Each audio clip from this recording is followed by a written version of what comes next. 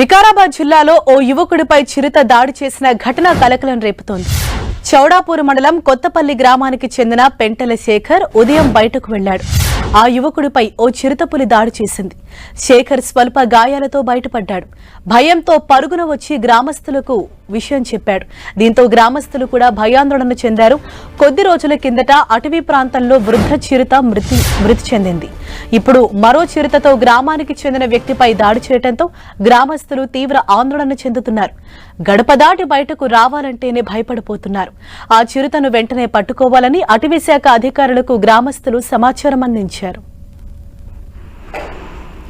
మరింత సమాచారంతో మా ప్రతినిధి కిరణ్ మనకు అందుబాటులో ఉన్నారు. కిరణ్, ఎప్పుడు జరిగింది ఈ ఘటన? ప్రస్తుతం ఆ యువకుడి పరిస్థితి ఏ విధంగా ఉంది? హరీష, వికారాబాద్ జిల్లా చౌడాపూర్ మండలం కొత్తపల్లి గ్రామంలో చిరుతపులి సంచారం కలకలం రేపినట్టు చెప్పుకోవాలి. ఆ గ్రామ శివారు ప్రాంతంలో శేఖర్ అనే వ్యక్తి బహిర్భూమికి వెళ్తున్న సమయంలో రాత్రి 9 గంటల ప్రాంతంలో కూడా గట్టిగా అరుస్తూ ఒక జంతువు కనిపడినట్టుగా చెప్తున్నాడు.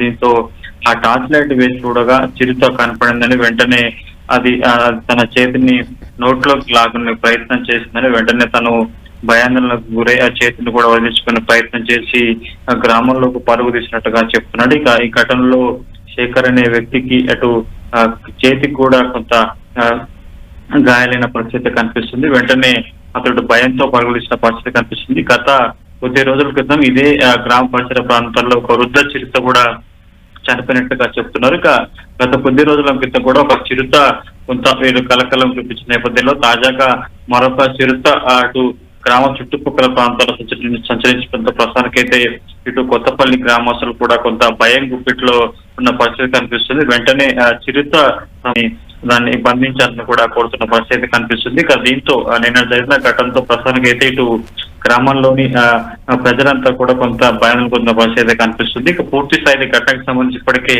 ఫారెస్ట్ సిబ్బంది కూడా చిరుత జాడను కనుగొనే పనిలో ప్రస్తున్నట్టుగా తెలుసు. ఇలాంటి ఘటనతో ఒకసారిగా గ్రామస్తులంతా కూడా ఉలికిపడిన పరిస్థితి ఉంది. హరీష.